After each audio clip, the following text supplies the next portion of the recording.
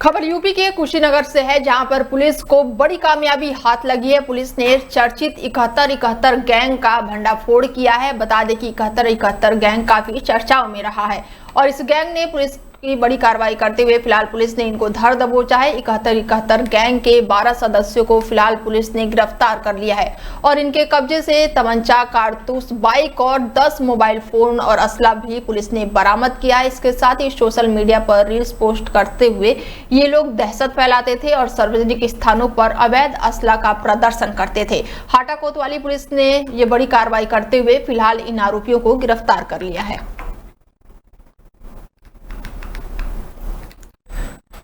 UP के कानपुर में दो प्रमुख चिकित्सा अधिकारियों का विवाद अभी शांति नहीं हुआ कि अब झांसी में भी कानपुर जैसा मामला सामने आया है, जहां पर एक कुर्सी के दो दावेदार हैं और दोनों अपनी तैनाती को लेकर ताल ठोकते हुए नजर आ रहे हैं और कर्मचारी भी परेशान है कि आखिर किस अधिकारी का आदेश माने और किसका नहीं, या यूं कहें कि एक म्यान में दो तलवार की कहावत झांसी में सच होते हुए नजर आ रही है।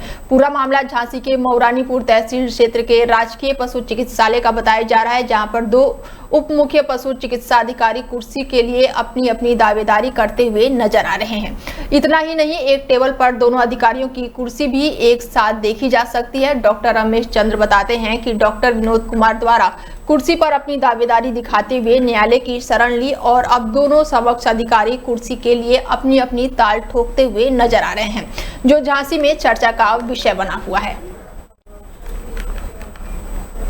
मैं डॉक्टर रमेश चंद्र साहब के उप मुख्य पशु चिकित्सा अधिकारी मौरानीपुर। एक मामला आया है मौरानीपुर के पशु चिकित्सा कार्यालय पर, जो हॉस्पिटल है, यहाँ पर दो उप मुख्य पशु चिकित्सा अधिकारी तैनात है, इसमें से आप भी हैं और दूसरा प्रोजेक्ट, क्या पूरा मामला है? वास्तविक मामला ये है कि मेरी डीपीसी जो हुई थी मार्च में, तो उसमें हमको डीपीसी में प्रमोशन जो हुआ है मेरा मुख्य पशु चिकित्सा अधिकारी पद पर। खबर यूपी के नोएडा से है, जहां पर पुलिस ने शातिर चोर को गिरफ्तार किया है और चोरी की घटनाओं को ये चोर लगातार अंजाम दे रहे थे। फेस 1 थाना पुलिस ने शातिर चोर को गिरफ्तार किया है। दिन में रेकी कर रात को चोरी की घटनाओं को लगातार अंजाम दे रहा था। आरोपी बॉबी के द्वारा कुछ दिन पहले पूर्व में सेक्टर 3 में स्थित एल्यूमिनिया के एलिमेंट और में इन्होंने बड़ी कार्रवाई करते हुए शातिर चोरों ने चोरी को अंजाम दिया था और चोरी की गए पूरे माल को फिलहाल पुलिस ने बरामद कर लिया है।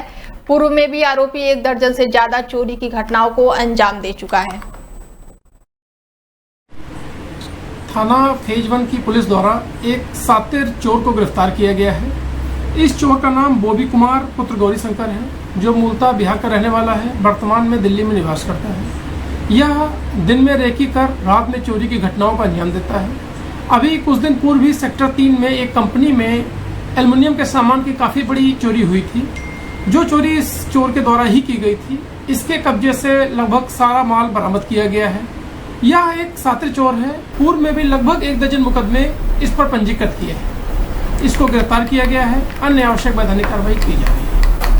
यूपी के मुजफ्फरनगर जनपद पुलिस ने कांवड़ यात्रा में विघ्न डालने के मामले में बड़ी साजिश का खुलासा किया है, जिसमें पुलिस ने ककरौली थाना क्षेत्र में 3 आरोपियों को गिरफ्तार किया है, जिनका मकसद कांवड़ यात्रा के दौरान सांप्रदायिक डालकर कांवड़ यात्रा को खराब करना था। और इस दौरान पुलिस ने एक प्रेस कॉन्फ्रेंस करते हुए मीडिया के सामने बताया कि ये लोग व्हाट्सएप ग्रुप के जरिए पाकिस्तान की पुरानी एक सनसनीखेज मारकाट की वीडियो देखकर जिला मुरादाबाद को बताकर वायरल कर रहे थे और इन व्हाट्सएप ग्रुप में एक ऑडियो भी जारी की गई थी, जिसमें कहा गया था कि मंसूरपुर गांव और उसके आसपास के गांव में बजरंग दल के कुछ लोग मुसलमान के घरों में घुसकर उनके साथ मारपीट कर रहे हैं। और इस ऑडियो में यह भी कहा गया था कि इस तरह के कई गांव हैं जहां पर मुस्लिम लोगों को 50 से ज्यादा जान ले ली गई है और इस वीडियो को ज्यादा से ज्यादा वायरल करने की अपील भी की गई थी। फिलहाल पुलिस ने बड़ी कार्रवाई करते हुए इन आरोपियों को धर दबोचा है।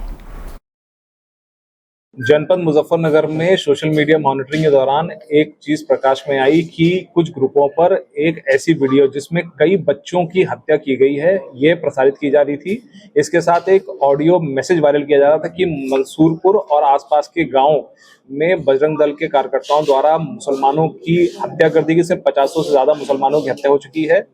इस पर तत्काल कार्रवाई करते हुए 3 लोगों को हिरासत में लिया गया है। पूछताछ में ये पता चला है कि वे सांप्रदायिक दंगा फैलाना चाहते थे।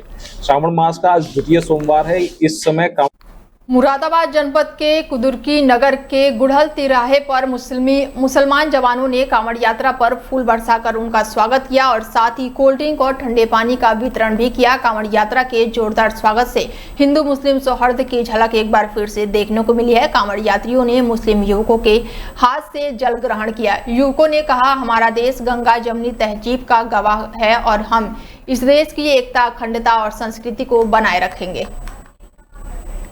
ये जो हमारे शिव भक्त आ रहे हैं भोले, उनके लिए हमने गुलाब के फूल का इंतजाम कर रखा था और कोल्ड ड्रिंक वगैरह का इंतजाम था। देश में जो भाईचारा खो चुका है उस भाईचारे को वापस लाने के लिए ये सब इंतजाम है। हिंदू मुस्लिम भाई सब एक साथ चले, सब मिलकर एक साथ रहें, यही सारा इंतजाम है।